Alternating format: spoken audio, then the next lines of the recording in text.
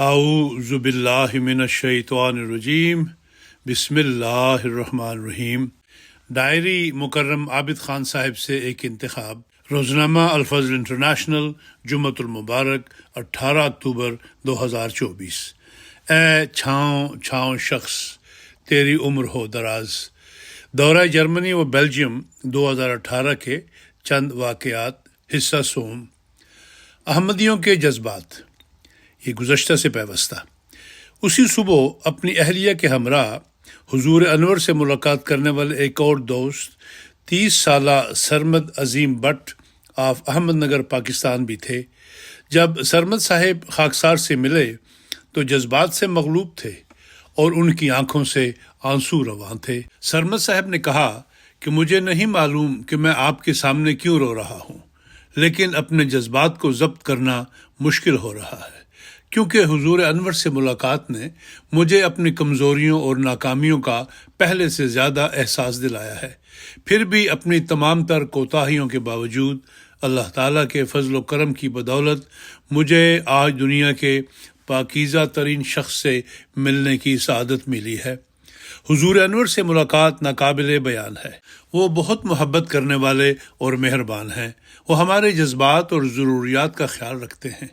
پاکستان میں ہم نے احمدیت کی وجہ سے جتنے دکھ اور تکالیف برداشت کی ہیں، آج کے دن نے ہمارے خاندان کے لیے ان سب کا مداوع کر دیا ہے۔ اس کے بعد سرمد صاحب نے بتایا کہ ان کے خاندان کو پاکستان میں بہت زیادہ ظلم و ستم کا سامنا کرنا پڑا۔ ایک موقع پر سرمد صاحب اور ان کے بھائی کو جھوٹے الزامات کی بنا پر گرفتار کر کے قید میں ڈال دیا گیا۔ خوش قسمتی سے دونوں کو نسبتاً جلد رہا کر دیا گیا، لیکن مشکلات اور مخالفت کا سلسلہ برابر جاری رہا۔ مثال کے طور پر جب سرمد صاحب کے مالکان کو معلوم ہوا کہ وہ احمدی ہیں تو انہیں ملازمت سے نکال دیا گیا۔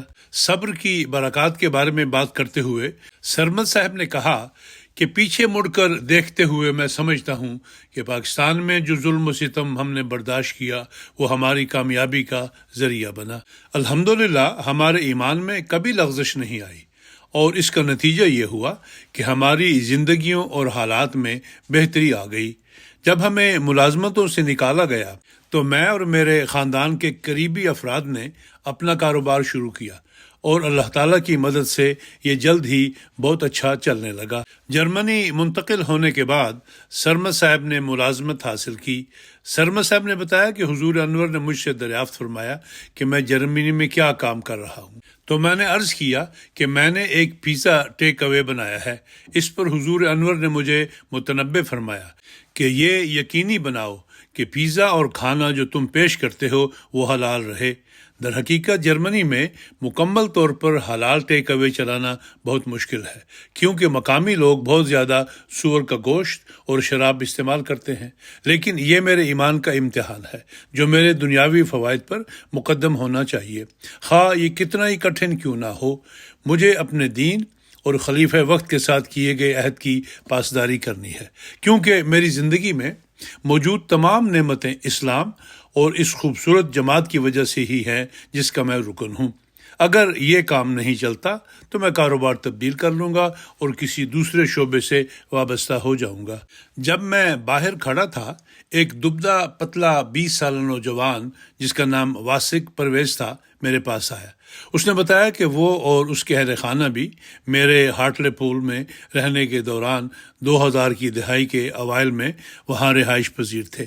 میں نے واسق کو نہیں پہچانا، کیونکہ آخری بار جب میں نے اسے دیکھا تھا تو تب وہ ایک چھوٹا سا بچہ تھا۔ اب وہ اور اس کا خاندان جرمنی میں رہائش پذیر ہیں۔ واسق نے بتایا کہ وہ ستمبر میں جامعہ احمدیہ جرمنی میں داخلہ لے رہا ہے۔ واسق نے مزید بتایا کہ ہماری فیملی ملاقات میں نے حضور انور کا شکریہ ادا کیا کہ انہوں نے مجھے جامعہ احمدیہ میں داخلے کی اجازت مرحمت فرمائی۔ اس پر حضور انور نے فرمایا کہ ہمیشہ نماز میں باقاعدگی اور وقت کی پابندی کو مد نظر رکھو اور محنت سے مطالعہ کرو۔ اگر تم یہ تینوں چیزیں اپنا لو گے تو جامعہ میں کامیاب ہو جاؤ گے۔ میں ایک عالیہ مشعل نامی خاتون سے بھی ملا جو سیالکوٹ سے تھی، اور حال ہی میں اپنے 34 سالہ شوہر مبشر احمد کے ساتھ جرمنی منتقل ہوئی تھیں۔ جب میں نے ان سے اور ان کے شوہر سے بات کی تو عالیہ صاحبہ بار بار اپنے آنسو پوچھتی رہیں۔ جہاں وہ حضور انور سے ملاقات کے موقع پر خوشی سے پر تھیں، وہیں انہیں ایک قسم کا پچھتاوا بھی محسوس ہو رہا تھا۔ عالیہ صاحبہ نے کہا کہ مجھے شدید دکھ کا احساس ہوا کہ میں پاکستان میں مقیم اور اپنے والدین اور بہن بھائیوں کا سلام اور دعا کی درخواست حضور انور کی خدمت میں پہنچانے سے قاصر رہی۔ مجھے ایسا محسوس ہوتا ہے کہ میں نے اپنے خاندان کو مایوس کر دیا ہے۔ حضور سے ملاقات ایک خواب کی طرح تھی اور میں بس ہمیشہ ہمیش کے لیے حضور انور کی قربت میں رہنا چاہتی ہوں، مگر ساتھ ہی میں بہت دکھی ہوں کہ میں وہ ایک کام نہیں کر سکی جو میرے خاندان والوں نے مجھے کرنے کو کہا تھا۔ برائے کرم اگر آپ کو کبھی موقع ملے تو میرے والدین کا سلام اور دعا کی درخواست میرے محبوب خلیفہ تک پہنچا دے۔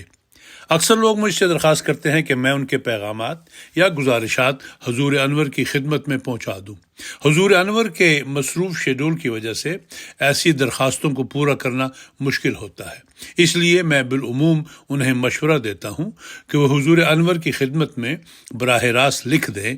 تاہم اس موقع پر یہ خاتون اتنی دکھی تھی کہ میں نے ان سے کہا کہ میں ان کی درخواست کو اپنی ڈائری میں لکھ دوں گا اور اس طرح انشاءاللہ حضور انور ان کا پیغام پڑھ لیں گے۔ اگلے فیملی ملاقات کے سیشن کے دوران ایک احمدی خاتون نازیہ پروین کو پہلی مرتبہ حضور انور سے ملاقات کرنے کا شرف حاصل ہوا۔ وہ اس تجربے سے بے حد جذباتی اور مغلوب تھیں۔ نازیہ صاحبہ نے کہا کہ مجھے اب بھی یقین نہیں آ رہا کہ میں نے حضور انور کو اپنی آنکھوں سے دیکھ کر زیارت کی ہے۔ یہ ناقابل یقین محسوس ہوتا ہے کہ واقعی ایسا ہوا ہے۔ ماضی میں ہمیشہ میں خود کو مایوس اور محروم محسوس کرتی تھی کہ میں اس ہستی سے اتنی دور ہوں جو آج دنیا میں اللہ تعالیٰ کو سب سے زیادہ محبوب ہے۔ کبھی خواب میں بھی نہیں سوچ سکتی تھی کہ میں حضور انور سے شرف ملاقات حاصل کر سکوں گی، لیکن اللہ تعالیٰ نے کس طرح ناممکن کو ممکن بنا دیا۔ ایک اور دوست جو حضور انور سے شرف باریاب ہوئے وہ خیام خالد تھے، جو اصل میں فیصل آباد سے تعلق رکھتے ہیں۔ انہوں نے مجھے بتایا کہ پاکستان میں مخالفین احمدیت انتہا پسندوں نے ان کے آبائی گھروں کو آگ لگا دی، نیز ان کے مویشیوں اور فصلوں کو تباہ کر دیا۔ مزید یہ کہ ان کا معاشرتی مقاطعہ کیا گیا اور کچھ خاندان کے افراد کو محض ان کے عقیدے کی وجہ سے جسمانی تشدد کا بھی نشانہ بنایا گیا، لیکن انہوں نے دیکھا کہ اللہ تعالیٰ نے کبھی انہیں تنہا نہیں چھوڑا اور ان کی قربانیوں کا ہمیشہ بہترین بدلہ عطا فرمایا۔ خیام صاحب نے کہا کہ اللہ تعالیٰ نے ہمیں ہمارے ایمان کی خاطر دی گئی چھوٹی سی چھوٹی قربانیوں کا بھی لاکھوں گنا زیادہ بدلہ عطا فرمایا ہے۔